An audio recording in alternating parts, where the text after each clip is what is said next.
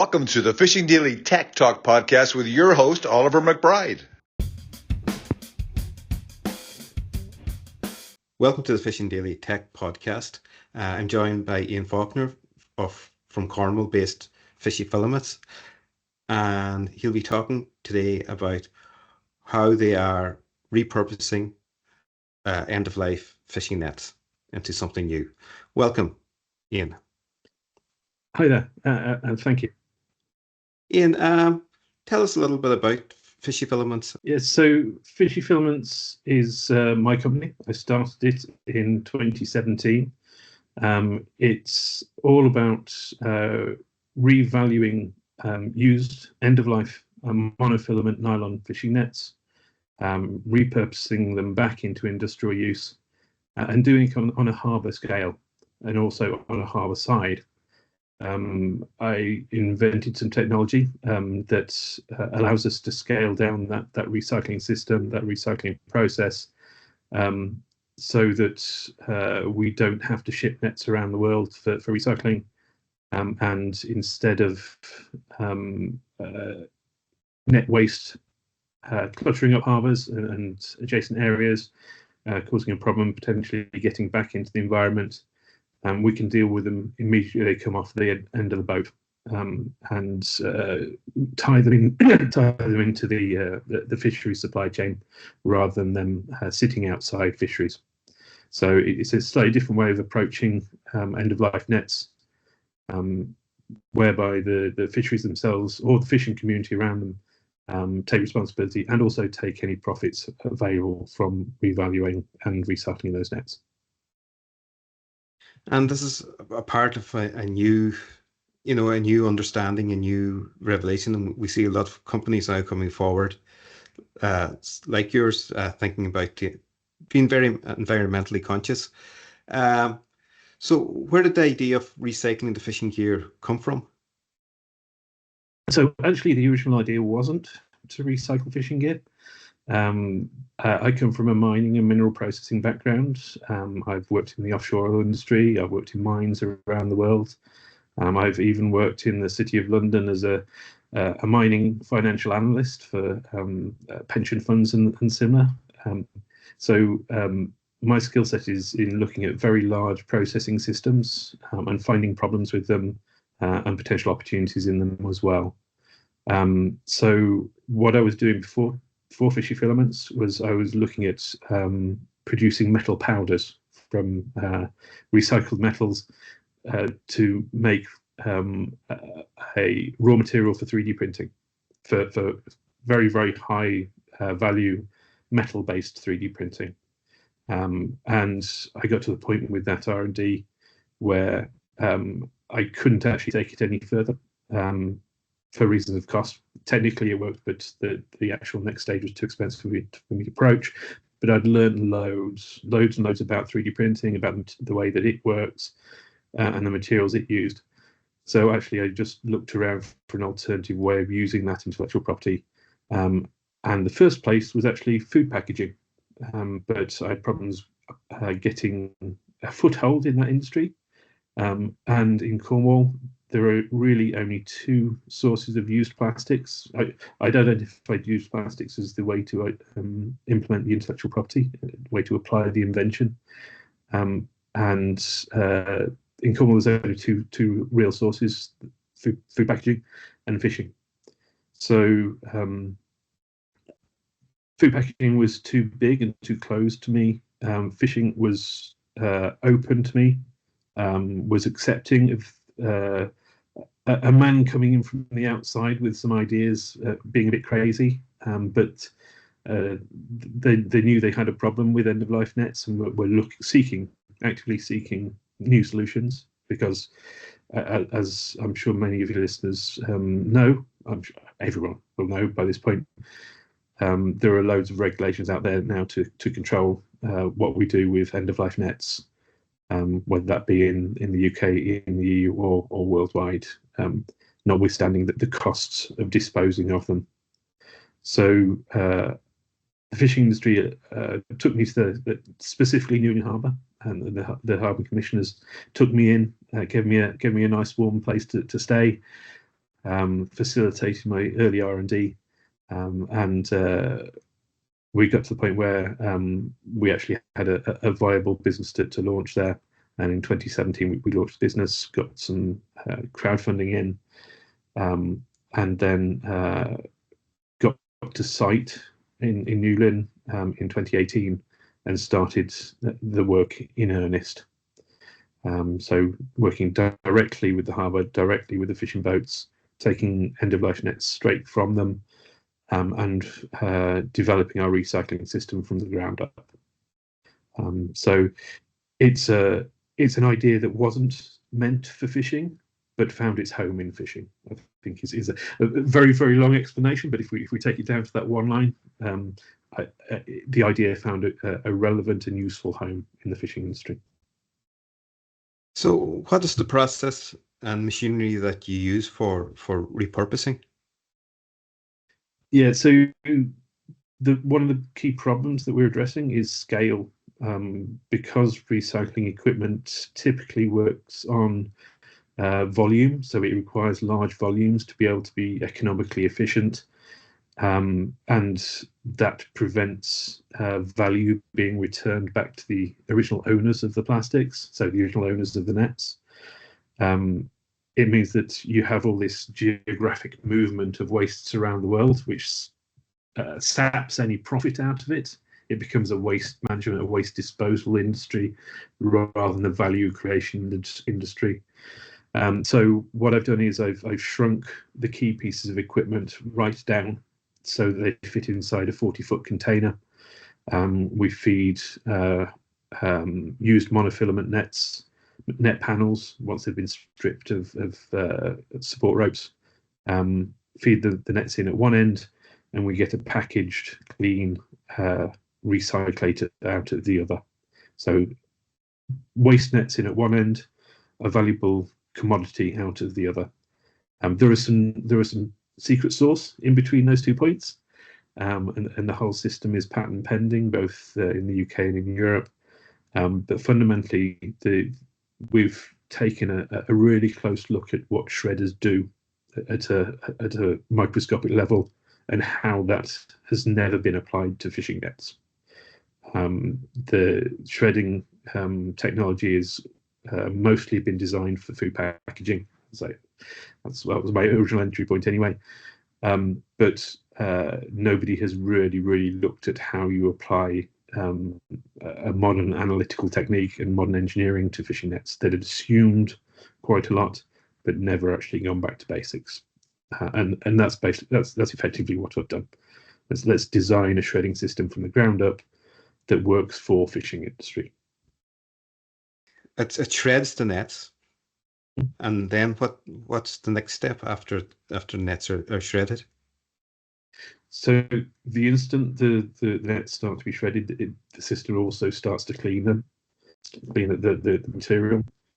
One of the key problems with fishing nets is the knots. Everybody knows that fishing nets are kind of shafts and knots, and the knots are the place where the worst dirt hides. So we have to be able to expose the surfaces of all of the parts of the nets so that we can clean those surfaces down to a cellular level. So when a monofilament is used, it gathers an algal biofilm. It grows scum, green algae. I mean, you can see that anything you dip in the ocean, it starts to biofoul. And we've got to get rid of that to make sure that the resulting plastic is worth something at the end of the process. And there is some technique in doing that, in getting all of those surfaces exposed and getting those surfaces cleaned. Now that's kind of where our secret sauce is. I'm not going to go into massive detail, but it's not complicated. We don't throw any chemicals at it. We don't throw any heat at it. It's incredibly energy efficient. And because it's really energy efficient, it means that we can shrink the process right down. The only consumables we have is water and power, and paper sacks for the end product. So super efficient in terms of both energy input and in terms of consumables. So that means that we don't need to ship complicated chemicals into the plant, and we don't need to dispose of any nasty wastes coming out of it. It's dirty water, and heat are our waste products. So yeah, it's shredding, washing, drying, packaging. And once that's all done, what can this be then repurposed for? What can the monofilament nets then be repurposed for? Yeah, so the majority of mono that's used in the UK and EU is made from PA6, it's polyamide 6, nylon 6. They're all the same chemical polymer, and that's used in fashion, so making clothing. It's used in industry to make components, and those are the two uses. So in there hides an awful lot of different uses, many and varied, all the way from glasses frames to the headphones you're wearing, to bits of the microphone in front of us, to packaging for electronics themselves, for the bodies of electronic enclosures, for gears inside washing machines, for ducting underneath the hood of cars, for the zips on everybody's coat. The majority of those are made from nylon 6. For buttons, for the 30 billion buttons that are made every year. So it's a really widely used polymer, but it's not one that's widely recycled. In fact, there's very, very little nylon 6 that's recycled right now, which means that we can drop in our recycled material into a great range of industries, and slash their carbon impact just by replacing the material like for like. That's very interesting. Yeah, there's probably a huge range of industries out there that could avail of this. But within the fishing industry, what boats can use this service? Is it just for local boats, or can foreign boats come in, avail of this as well? Yeah, so the way we're organised down in Newlyn, which is the only harbour we're serving right now, we don't we work directly with the resident fleet, so we are very much tied into serving the fleet that we know. That's not to say that the process couldn't take nets from here, there, and everywhere, but there are some regulatory niceties and also some political sensitivities about taking waste from here, there, and everywhere. And to be frank, we have plenty of nylon monofilament in Newlyn to be getting along with, so we don't have the extra capacity to take it from anywhere else right now. So the way that we see of expanding the service is not actually to bring nets to us, is to take the recycling plants to the places that need it. So and each one of those harbours, each one of those regions would operate their own recycling plant, and we would facilitate the sale of the material that comes out of them. So we unfortunately can't offer an open door to everybody right now. Love to, but it just will not work. So in time, the idea is to export the containerized units around the world, and for them to sit where they're needed most, and in that way serve every resident vessel that uses mono at the place where they do their normal net maintenance. Projects like this, they do cost money to develop and to expand. Can people invest in this project? Oh, for sure, yes. To date, the company has taken over £600,000 of investment from private investors. We currently have that's since 2017. We currently have a public crowdfunding raise that's opened very recently, and that will run for the next two weeks or so until mid-August. And that's the platform, the CrowdCube platform, will take investments anywhere from about £10 upwards. So even if you just want to keep in touch with us and use a share as a means to keep in touch with us and keep in touch with the story, you're more than welcome to, and anyone is more than welcome to, anywhere in the EU. Obviously, as we scale up, the need for larger amounts of capital grows, and we're also out there talking to venture capitalists and investor groups, and especially big industrial users like the auto groups, to work with them towards building this network of recycling units around the world. So yeah, there's opportunities to invest with us directly, either as an individual, an interested individual, or if you're a representative of a larger group or industrial participant, then I'm more than happy to talk to you. And have you a timeline in mind for this development? Yes, we will have our first full-scale prototype shredder on site in Newlyn this autumn. So we'll make that transition from being an R&D project into being a producer at a scale where the big industrial consumers can properly engage with us. 20 tons a year is an amount where the auto groups are interested, and we're currently in test with 3 different auto or plastics blue chip companies, which is fantastic. So they know we're here, that the customers know we're here. What we have to do is build that infrastructure out to be able to link the fisheries with the industry. So that's how fast that goes is really a function of capital availability. We've proven the process, we've proven the technology. We need to build it up and bigger to throughput volume, but that has to be tempered by a genuine kind of market availability and match the demand with the supply.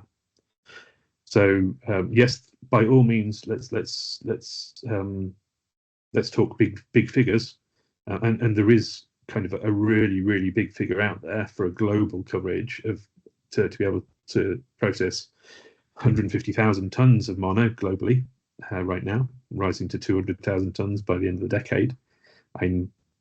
We're talking in the multi-billions there, but at the same time, we can take it right down to the harbour and look at a single piece of equipment that addresses a regional demand and links a source of waste nets with an appropriate industrial consumer. And that's we're below the £1 million mark there to be able to facilitate that in permanence. So there'll be a permanent solution. There'll be no well, I can think of a correct word there, not renewal cost, but there'll be no kind of step change there between getting that unit in place and working, and then it keeping working for the lifetime of that unit, which is 10, 15 years. Very interesting, Ian. Where can people find out more about Fishy Filament? So we have a website, fishyfilaments.com, and there's lots and lots of information on there. Also some contact details if people want to email me directly.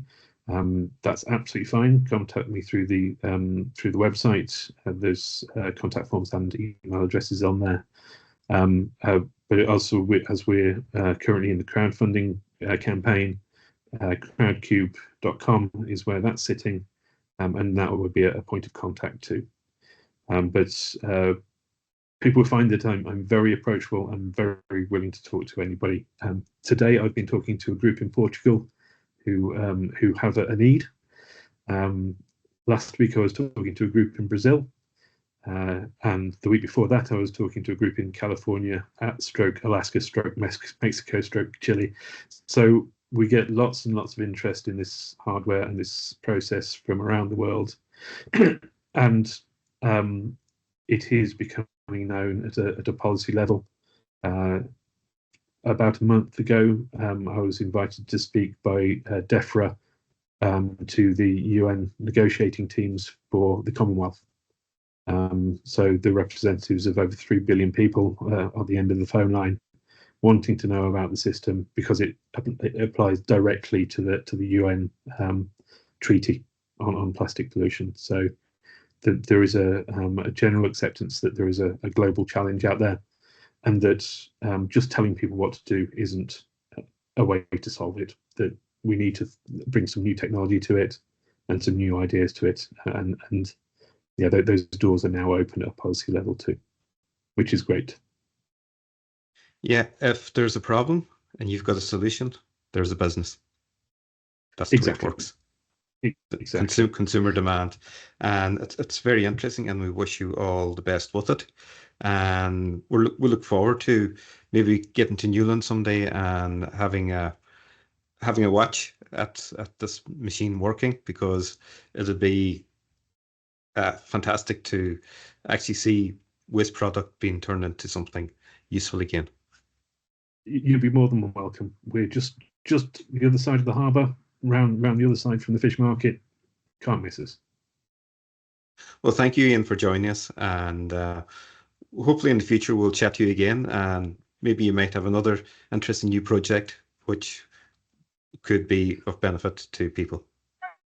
Oh, we have plenty of plans in the back locker. Don't worry, we're full of ideas down here. Great to speak to you.